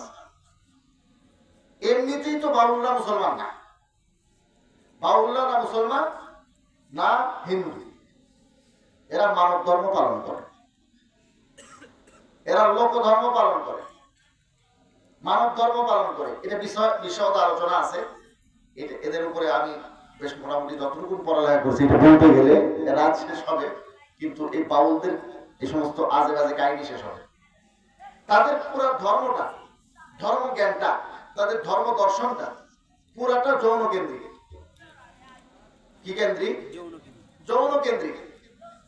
তাদের নামাজের সময় হয় বেলা ডোবার পর, আমাদের নামাজের সময় হয় সুবহে সাদেক হওয়ার পরে ফজরের রক্ত। এদের নামাজের সময় হয় বেলা ডোবার পরে। কিসের পরে? বেলা ডোবার পর। এদের জায়নামাজ হলো তাদের সেবাদাসী, আর ইবাদত হলো দেহর সাথে দেহ মিলা। দেহর সাথে দেহ যদি না মিলে তাহলে সাধনা পূর্ণ হয় না। এরা একটা বিষয়, কয়েকটা জিনিস খায়, এর মধ্যে একটা আছে প্রেম ভাজা। প্রেম ভাজা মানে বীর্য। এরা বীর্যকে ঈশ্বর মনে করে, আর এই বীর্যকে আটার সাথে ভাজিয়ে যখন খায় তো এটা হয় প্রেম ভাজা। কি ভাজা ভাই? প্রেম ভাজা। এটা খাইলে তাহলে আপনার সাধনা পূর্ণ। ত্রিপলি একটা আছে, ত্রিপলি খাইলে সে পাক্কা তাদের ধারণা অনুযায়ী বাউল ধর্মে সে দীক্ষিত হয়ে গেল। ত্রিপলি কি? এটা হচ্ছে আপনার পেশাব, পায়খানা, বীর্য, তিনটার সংমিশ্রণ। আচ্ছা গেল। এরা আবার ঔষধ, নিজের রোগ ভালো করার জন্য, আত্মিক দৈহিক সব ধরনের রোগ ভালো করার জন্য সিদ্ধি সেবন করে। সিদ্ধি কি? সিদ্ধি হলো গাঁজা। এই গাঁজা খাইলে তাদের সব ধরনের রোগ ভালো হয়। এমনকি তারা যে মূল ইবাদত বলে তাদের দেহের সাথে দেহের মিলন, দেহের সাথে দেহের মিলন, এটা দীর্ঘ টাইম এই কাজটা তারা করতে পারে গাঁজা খাই, এটা তাদের ধারণা। এই জন্য তারা সিদ্ধি সেবন করে। দেখেন, আমাদের দেশের কিছু বাউল এরকম আছে না নাই? তারা আল্লাহর ব্যাপারে কটূক্তি করে, রাসূলের ব্যাপারে কটূক্তি করে, করে কি করে না? বলেন না ভাই, রাগ করতেছে? আবার ইসলামিক বিধানের ব্যাপারে কটূক্তি করে। যদি কেউ আগে মুসলমানও থাকে, হয়তো কেউ তাদের মধ্যে ভুলে চলে গেছে, তাদের গান টান ভালো লাগছে সেজন্য চলে গেছে, কিন্তু সে মুসলমান, ঈমান থাকলেও মুসলমান থাকলেও কেউ যদি আল্লাহর ব্যাপারে, রসুলের ব্যাপারে এবং ইসলামী বিধিবিধানের ব্যাপারে কটূক্তি করে, তখন তার ঈমান আর থাকে না। ঈমান ভঙ্গের যেগুলো কারণ আছে তার মধ্যে 6 নম্বর কারণ হলো ইসলামের কোন বিধান নিয়ে ঠাট্টা বিদ্রুপ, তখন তার ঈমান থাকবে না। এরা বলে এটা তাদের বাক স্বাধীনতা। এটা যদি হয় তাদের বাক স্বাধীনতা, ইসলাম মুসলমানদেরকে স্বাধীনতা দিয়েছে তাদের জিভ টেনে ছিঁড়ে ফেলা। কারণ একটা জিনিস বুঝেন, আল্লাহ পাক রব্বুল আলামিন যে নবী পাঠিয়েছেন, নবী মুহাম্মদ রাসূলুল্লাহ সাল্লাল্লাহু আলাইহি ওয়াসাল্লামকে, তিনি ছিলেন রাহমাতুল লিল আলামিন। কি ছিলেন ভাই? রাহমাতুল লিল আলামিন। নবীজি রাহমাতুল লিল আলামিন হওয়ার পরেও মক্কা বিজয়ের পরে 15 জন ব্যক্তির ব্যাপারে ঘোষণা করেছিলেন তাদেরকে যেখানেই পাওয়া যাবে সেখানেই হত্যা করা হবে। কয়জনের ব্যাপারে? এই 15 জনের অপরাধ কি ছিল? এই 15 জনের অপরাধ ছিল তারা আল্লাহর নবীর সাথে বেয়াদবি করেছে। বেয়াদবের কোনো ক্ষমা নেই, কোন শরীয়তে বেয়াদবির কোনো ক্ষমা নাই। অতএব যারা আল্লাহর নবীর ব্যাপারে কটূক্তি করবে, আল্লাহর ব্যাপারে কটূক্তি করবে, এরপরে শরীয়তের কোন বিধান নিয়ে ঠাট্টা বিদ্রুপ করবে, কোন মুসলমান বেঁচে থাকতে, কোন নবীর আশিক বেঁচে থাকতে তারা ছাড় পাবে না। রাগ করতেছেন? আপনারা কি বাউলদের পক্ষে? আল্লাহ তাআলা হেদায়েত করেন আমাদেরকে। আল্লাহর নবীর হকগুলো আমি আলোচনা করতেছিলাম। তো সূরা আলে ইমরানের 31 নম্বর আয়াতে রব্বুল আলামিন বলেন, তোমরা যদি আল্লাহকে পাইতে চাও এই মাজারে যা গাঞ্জা গেলে হবে না। একবার ওয়াজ করতে যাইতে রাস্তাতে গানের আওয়াজ পাওয়া যাচ্ছে, জিজ্ঞাসা করা হলো, ওখানে অনেক লোকজনের ভিড়, যে ভাই এখানে আসলে কি হচ্ছে? বলে হুজুর এখানে ওরস হচ্ছে। আপনি কি ওরসে যাচ্ছেন নাকি? না ভাই ওরসে যাচ্ছি না। তো এখানে যে ওরস হচ্ছে, এখানে পীর সাহেব যিনি বর্তমানে গদিনশীল পীর আছেন, এই পীর সাহেব কি আলেম? হুজুর আলেম কিনা জানি না, তবে ওরা কামেল লোক। তো কামেল হওয়ার আলামত কি? বলে এই যে দেখেন শীতের মধ্যে আপনারা কোট টোট সব পরে আছেন, চাদর টাদর গায়ে দিয়ে, কম্বল টম্বল গায়ে দিয়ে আছেন, কিন্তু এই কামেল আল্লাহর ওলি তার কোন রকম কাপড় চোপড় লাগে না, একেবারে উলঙ্গ অবস্থায় থাকে, পোশাক আশাক কিচ্ছু লাগে না। এটা কি কামেল হওয়ার আলামত? মানে আমরা সাধারণ মানুষ, আমরা তো অত বুঝি না হুজুর, আমাদের কেউ তো এরকম থাকতে পারি না কাপড় চোপড় ছাড়া, এ বেচারা থাকে, তাইলে বোঝা যায় সে কামেলই হবে। আচ্ছা এরকম কামেল আপনাদের এলাকায় আর 2-4টা নাই? বলে না। বলে আমাদের বাড়িতেই তো আছে 5টা বলদ, জন্মের পর থেকে কোনোদিন তারা কাপড় পরে নেই। যদি কাপড় চোপড় না পরা কামেল হওয়ার আলামত হয়, তাহলে এই 5 বলদের দোষ কি? কথা ঠিক না? এরা তো জীবনে কোনোদিনই কাপড় চোপড় পরে নাই। বলে হুজুর মুখ সামলায় কথা বলেন, কার ভিতরে কি আছে বলা যায় না, নামটা পুকুরের ভিতরে কি আছে দেখাও যায়। এরা বলে বলা যায় না, মুখ সামলায় কথা বলেন। নামটা ফকিরের পেছনে, নোরা পাগলার পেছনে, এদের পিছনে পড়লে যদি আমি আল্লাহকে পাইতে চাই, জিজ্ঞেস করেন এগুলো পাগলামি কেন করো? আল্লাহকে পাওয়ার জন্য। এর পিছনে পড়ে কি আল্লাহকে পাওয়া যাবে? আল্লাহ তাআলা হেফাজত করেন। আল্লাহ রব্বুল আলামিন বলেন, যদি আল্লাহরে পাইতে চাও রাস্তা কোনটা? ফাত্তাবিউনি, তাহলে নবীজির আগের 2 হকের সাথে 3য় হকটাও পালন করো। এটা হলো নবীজির সুন্নাত অনুযায়ী জীবন যাপন করো। লাভ কি হবে? রব্বুল আলামিন বলেন লাভ হবে 2টা। ইয়াগফির লাকুম যুনুবাকুম, আল্লাহ পাক রব্বুল আলামিন তোমাদের জীবনের সমস্ত গুনাহটা maaf করে দেবেন।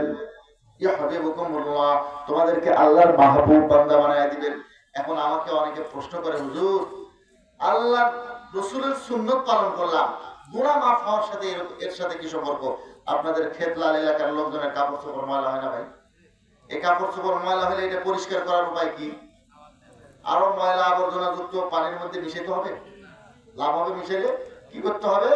কাপড় পরিষ্কার করা পাউডার কোন একটা পানির মধ্যে, পরিষ্কার পরিচ্ছন্ন পানির মধ্যে মিশাইয়া তার মধ্যে যদি আপনার কাপড়টা ভিজায় রাখেন, এরপরে তুলে ভালো করে কেচে নেন, কাপড় পরিষ্কার হবে কি হবে না? মুসলমান ভাইরা আমার, আমাদের জীবনের মাথার তালু থেকে পায়ের তালুতে গুনার ময়লা দিয়ে জর্জরিত।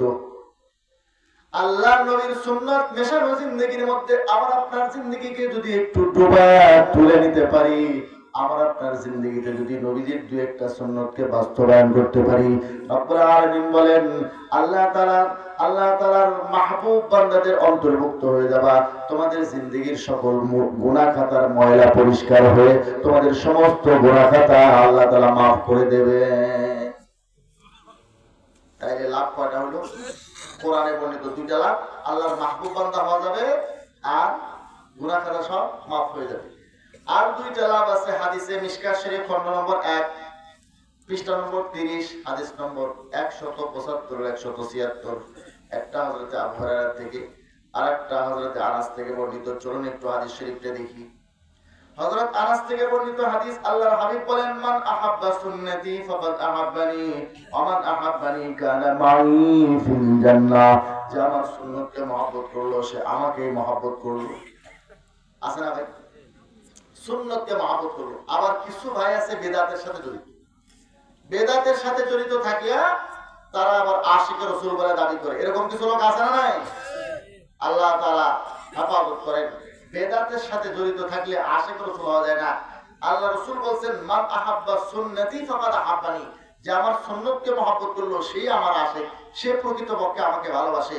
ওয়া মান আহাব্বানি কানা মাই ফিল জান্নাহ।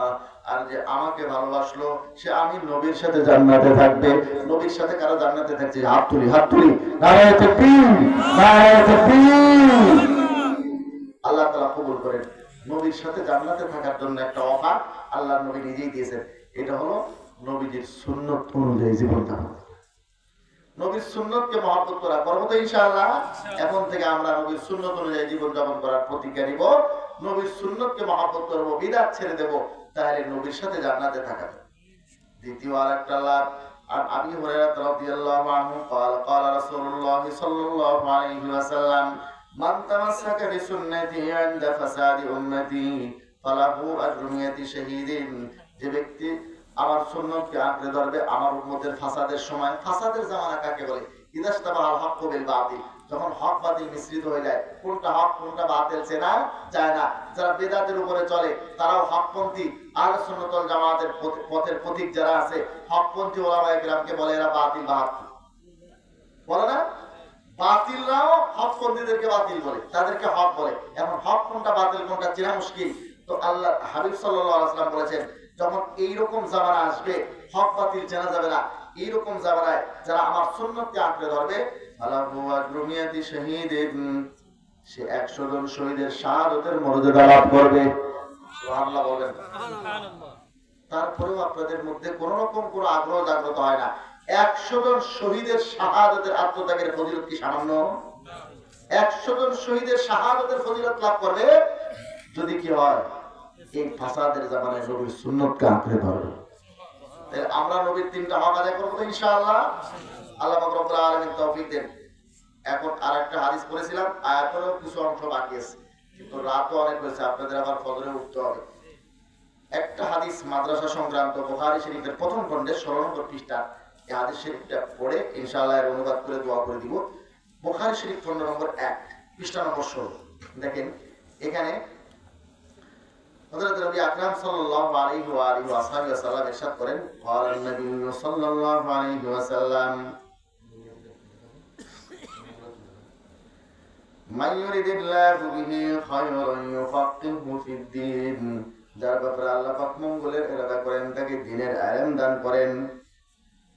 মুসলমান ভাইরা আমার, দেখেন আমরা বর্তমানে যে মাদ্রাসাগুলো আছে এখানে যদি একটু লক্ষ্য করি সেখানে আমাদের সন্তানরা পড়ে না। আমাদের সন্তানদেরকে আমরা পড়াই স্কুল কলেজ ইউনিভার্সিটি, ডাক্তার বানাবো, ইঞ্জিনিয়ার বানাবো, ব্যারিস্টার বানাবো, উকিল বানাবো, বহু কিছু আমাদের দিলের তামান্না, মাদ্রাসায় আমরা সন্তান দিই না। আল্লাহর হাবিব বলেন আল্লাহ পাক যার ব্যাপারে মঙ্গলের ইরাদা করেন, যার সন্তানের ভালো চান তার সন্তানকে দ্বীনের ইলম দান করেন। আমি জেনারেল এডুকেশনের মোটেও বিরোধী নই। জেনারেল শিক্ষার দরকার আছে, আছে না নাই? দরকার আছে, কিন্তু একটা মুসলিম ঘরানার সন্তান, মুসলিম ফ্যামিলির সন্তানের প্রথম শিক্ষাটা হওয়া উচিত কোরআনের শিক্ষা। কোরআনের শিক্ষা দেন, কোরআনের হাফেজ বানান, এরপরে স্কুলে দেন। এই সন্তান যদি ডাক্তার হয় অন্যদের চেয়ে ভালো ডাক্তারি করবে। এলোমেলো ওষুধ লিখবে না। আবার পরীক্ষার নামে আপনার উপরে হাজার হাজার টাকার একটা বোঝা চাপাবে না, ঠিক না? অনেক ডাক্তার আছে, ডাক্তার না এরা ডাকাত। হযরত মাওলানা ইউসুফ নিজামী সাহেব রাহমাতুল্লাহ আলাইহি বলতেন যে দেখো, ডাক্তারের মধ্যে ডাকাতের সব অক্ষর আছে। ডাকাতের মধ্যে যে অক্ষরগুলো আছে ডাক্তারের মধ্যেও দুই একটা অক্ষর বেশিও আছে। খুলনার মধ্যে একটা ঘটনা ঘটছে, আপনারা জানেন। এক মেয়েকে নিয়েছে সিজার। এখন এই মেয়ের নরমাল বাচ্চা হবে, ওকে দিছে সিজারে, কিন্তু ডাক্তার আসতে আসতে ওর বাচ্চা এমনি হয়ে গেছে। ডাক্তার এসে ওকে থাপড়াইছে, এই তোর বাচ্চা হলো কেন? আবার ওর পেটটা আবার কাটছে, কেটে আবার সেলাই করছে। টাকা যে আগেই নিয়ে নিচ্ছে, টাকা তো আগেই নিয়ে নিচ্ছে। এটা কি ডাকাত না ডাক্তার? ওষুধ রোগ হয় একটা, ওষুধ লেখে আর একটা। আপনাদের এই বগুড়া ঘটনা দুইজনের দুইটা ঘটনা আছে। একজনের তার ক্যান্সার হয়েছে বলে কেমো দেওয়া শুরু করছে। ইন্ডিয়াতে গেছে, যা দেখে যে এর ক্যান্সার হয়নি, কিচ্ছু হয়নি, কেমো দিয়ে আর তার অবস্থা খারাপ করছে। আর একটা লোক তার ব্যাপারে রিপোর্ট দিয়েছে যে তার দুইটা কিডনি ড্যামেজ হয়ে গেছে, 2 কিডনি শেষ। এ চিন্তা করছে তা আমি তো গেছি, এখন সে মারা যাবে। কলিকাতা যা সিরিয়াল দিয়েছে ডাক্তারের, এক মহিলা ডাক্তার। এই ডাক্তার পুরো শরীর হাতাইয়া এরপরে পরীক্ষা নিরীক্ষা করে রিপোর্ট দেখে, বলে যে বাংলাদেশের এত বড় বড় ডাক্তার দেখছে, আমি আর কি বলি, কিন্তু আমার তো সন্দেহ হচ্ছে। পরে দিয়ে এই পরীক্ষা নিরীক্ষা করে দেখে 2টা কিডনি ভালো আছে, ওই 2টা গুটি উঠছে 2 সাইডে, এটা কিডনির সাথে সংযোগ বিচ্ছিন্ন দেখাচ্ছে। কিন্তু আসলে কিছু হয়নি। বলছে একটা ছোট্ট একটা ওষুধ লিখছি, 3 মাস খাবেন, আপনি সুস্থ হয়ে যাবেন। এই যে এলোমেলো চিকিৎসা করতেছে, মনোযোগ দেওয়া চিকিৎসা করে না। ও চিন্তা করছে আমি 1 ঘন্টার মধ্যে 100 রোগী দেখতে হবে। আল্লাহ তাআলা হেফাজত করে। কিন্তু আপনার সন্তানকে আপনি দ্বীনের শিক্ষা প্রথম দেন, মাদ্রাসার শিক্ষা দেন, কোরআনের শিক্ষা দেন। যখন কোরআন তার সিনার মধ্যে থাকবে, সেই ধরনের আবল তাবল কাণ্ড করবে না। ইঞ্জিনিয়ার হলে রডের বদলে বাঁশ দেবে না, ঠিক না? কিন্তু আমরা কি তা করতেছি? আমাদের অবস্থা কেমন? শেখুল হাদিস মাওলানা আজিজুল হক সাহেব রাহমাতুল্লাহ আলাইহি বলতেন যে আমাদের দেশের স্বাধীনের সময় বলে এক কাবুলি লোক, কাবুল থেকে একটা লোক আসছে। এই কাবুলি আমলে আসে এক বাঙালিকে জিজ্ঞেস করছে, এ বাঙালি, তোমারে মুলক মে কোই ওমদা ফল নেই হতা? যে বাঙালি, তোমাদের দেশে কোনো উন্নত জাতের ফল হয় না? এখন বাঙালি চিন্তা করছে, হ্যাঁ, তো কাবুল থেকে আসছে, সেব আঙ্গুরের দেশের লোক। আমাদের বাংলাদেশে তো আর অত সেব আঙ্গুর ভালো পাওয়া যায় না, যেগুলো পাওয়া যায় ফরমালিন আর ভেজাল দিয়ে ভর্তি। ভেজাল সব ভাই। এক লোক বলে বিষ খাইছিল, কারণ ভেজালের দুনিয়া থাকবে না, খাইছে বিষ, মরে নাই, বিষেও ভেজাল ছিল। এমন ভেজাল আমাদের দেশে, ঠিক না ভাই? এখন ওই চিন্তা করছে বাঙালি যে আমাদের দেশে ফল তেমন পাওয়া যায় না, যাও পাওয়া যায় ভেজাল। এখন এই কাবুলিওয়ালাকে আর কি ফলের কথা বলি? কিন্তু বাঙালি আবার ঠকে না, বাঙালি কিন্তু ঠকে না। বাঙালির মাথায় সুন্দর একটা আইডিয়া এসেছে। সে যাইয়া নারকেলের দোকানে নিয়ে গেছে, তাকে নারকেলের দোকানে নিয়ে কাবুলিওয়ালাকে বলে, ইয়ে হামারে মুলকা আমদা ফলায়, পাক্কা একটা জোনা নারকেল দেখা, বলছে এটা আমাদের দেশের বড় উন্নত জাতের ফল। কাবুলিওয়ালা এটা হাতাইয়া দেখে মনে করছে যে এটা একজনের পেট ভরবে, 2 জনের তো ভালো করে হবে না, এই বাঙালিকে তারাই দিই, আমি একা খাবো, ভালো করে খাইতে পারবো। বাঙালিকে বলছে, তোর চলে যাও ভাই, দেখুন তুমি যাও ভাই, আমি খাইতে পারবো। নিরিবিলি যাইয়া কামড়ায় খাইতে বসছে। চিন্তা করছে এটা সেব আর আঙ্গুরের মতো, কামড়ায় খাইতে হবে। কামড়ায় কোনো রস নেই, কষ নেই। চিন্তা করছে ছালগুলো একটু তুললে ভেতরে যদি যাই, তো ভেতরে গেলে বোধহয় একটু রস কষ পাওয়া যাবে। ভেতরে চলে গেছে, ছালগুলো তুলতে আছে, ভেতরের ছালগুলো চাবায়, কামড়ায় দেখে কোনো রস কষ নাই। এগুলো করতে যায় 2টা দাঁত ভেঙে গেছে, রক্তে রঞ্জিত হয়ে গেছে, ঠোঁট মুসলা সব লালে লাল হয়ে গেছে। সে এখন চিন্তা করছে, হায় রে, বাঙালি যে ধোকাবাজ হয়, আমি তো আগে শুনছি, আজকে তো চোখে দেখলাম যে বাঙালি আমাকে মরণ ফাঁদ দিছে, এটা তো কোনো ফল না। চিন্তা করছে, হ্যাঁ রে, বাঙালি ने मुझे धोखा दिया है, कहाँ गया বাঙালি, कहाँ गया বাঙালি? খুঁজতে গেছে, যা দেখে ওই যে চায়ের দোকানে বসে বাঙালি চা খায়। বলে, तुमने मुझे धोखा दिया है, লো বাঙালি, তুমি আমাকে ধোঁকা দিছো। বাঙালি তোর চেহারা দেখে চমকে গেছে, কিরে এরকম হলো, এর দিলে আমি নারকেল খেতে, এ দাঁত ভাঙলো করছে, আবার ঠোঁট ঠোঁট মুসলা টুসলা সব লাল লাল করে দিচ্ছে, করো নাকি? বলে, ভাই তোমরা ফল কাহা খায়, ফল খেয়েছো কোথায়? নিয়ে গেছে, নিয়ে যা বলে এই যে নদীর ধারে বসে নিরিবিলি পরিবেশে খেয়েছে। দেখেছে ওইখানে ওই ছালগুলো পড়ে আছে, সেখানে রক্ত লেগে আছে, 2টা দাঁতও ভেঙে পড়ে আছে, আর নারকেলটা দূরে ফেলে দিচ্ছে। ওই নারকেলটা উঠায় নিয়ে এসছে, উঠায় নিয়ে এসে বলে इसको क्यों फेंक दिया? বলে এটা ফেলে দিয়েছে কেন? এটা ফেলে দিয়েছে কেন? বলছে ও তো বিচি থা इसलिए फेंक दिया। বলে আমি মনে করছি এটা বিচি, फल तो अभी खाई। ये देखो खून निकल गया, दो दंदार भी शहीद हो गए, रक्त बाहर हो गए, दुটো दांतों शहीद हो गए ये फल खेते खेते, और इसको बीची समझकर फेंक दिया। बोले ये बीसी मन करছি, बीसी तो কেউ খায় না, সব ফলের बीसी তো এক রকম হয় না, সব बीसी এক রকম হয়, কোনটা ছোট কোনটা বড়, তো बीसी এটা একটু বড় সাইজের बीसी আর কি, এটা মনে করে ফেলে দিস। এখন বাঙালি এটা উঠায় নিয়ে এসছে, উঠায় নিয়ে এসে এটিকে ভালো করে নারকেলটাকে সাফ করে পরিষ্কার করে একে দুই ভাগ করছে, দুই ভাগ করে দুই সাইডে দুইটা সাদা রুটির মতো দেখা যাচ্ছে, এই দুইটা তারে খাওয়াইছে। ভেতর থেকে একটা গোল বের হয়, বাচ্চারা রসগোল্লা বলে, এটাও খাওয়াইছে। এরপরে এক গ্লাস পানি বের হয়েছে, সেটাও পান করিয়েছে। এই পান করার পরে খুব খুশি, মহা খুশি। কাবুলিওয়ালা বলতেছে বাঙালি ये तो हकीकत में बड़ा उम्दा फल है। बोले ये तो আসলেই বড় উন্নত জাতের ফল। दो रोटी भी मिल गई, बोले দুইটা রুটিও পাওয়া গেল, एक गिलास पानी भी मिल गया, एक गिलास पानीও পান করা গেল, এক গ্লাস পানিও পাওয়া গেল, एक রসগোল্লা भी मिल गया, একটা রসগোল্লাও পাওয়া গেল। ये तो बड़ा उम्दा फल है, ये तो বড় উন্নত জাতের ফল, ভালো ফল, সমস্যা নেই, এটা আসলেই ভালো ফল। দেখেন এই যেরকম বিসি মনে করে নারকেল ফেলে দিয়েছিল, ঠিক না, সালগুলোকে ফল মনে করে ছাবিয়ে খেয়েছিল, রস কিছু পায় নাই। আমরা কি করি, সন্তানদেরকে দিনই শিক্ষা দিই না। বড় হওয়ার পরে সন্তান যখন বৃদ্ধাশ্রমে রেখে আসে, সন্তান যখন কথা শোনে না, তখন আমরা বলি হায় রে কি হলো, সন্তান কেন কথা শিখায় না, শুনে না। সন্তানকে আমি আল্লাহর কথা শোনানোর জন্য আল্লাহর কালাম পড়াই নেই, আল্লাহর কালিমা উচ্চারণ করা, ইসলামের কালিমার বিশুদ্ধ উচ্চারণ শিখাই নাই, আল্লাহ পাক রব্বুল আলামিনের কিতাবের বিশুদ্ধ তেলাওয়াত শিখাই নাই। বান্দার কি হক, আল্লাহর কি হক, প্রতিবেশীর কি হক, ভাই বোনের কি হক, আত্মীয় স্বজনের কি হক শিখাই নাই। পরে দিয়ে বড় হইয়া চিন্তা করি হায় রে এ কেন পিতামাতার হক আদায় করে না। পিতামাতার যেরকম হক আছে, সন্তানের হক আগে আদায় করতে হবে। সন্তানকে আমরা দিনই শিক্ষা দিই না, পরে দিয়ে চিন্তা করি সন্তান কেন বেয়াদব হলো। একজন বলে ঘর তুলছে, ঘরের চতুর্থ সাইডে খোলা রাখছে, বেড়াও দেয়নি, প্রাচীরও দেয় নাই, ঘিরেও দেয় নাই, এখন ঘরের মধ্যে ঢুকছে কুকুর, এখন তার টেনশন হায় রে কুকুর কোন দিক দিয়ে ঢুকলো, আরে সব দিক দিয়েই তো খোলা, তো কুকুর ঢোকার জায়গার অভাব আছে। সন্তানকে আগে দিনের শিক্ষা দেন, সন্তানের হকটা আগে আদায় করলে বড় হয়ে পিতামাতার হক আদায়ের চিন্তা করতে হবে না।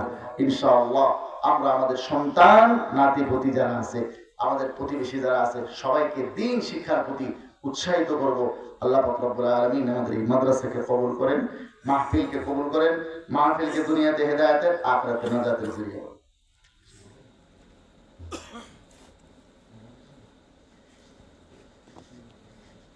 জি ধন্যবাদ।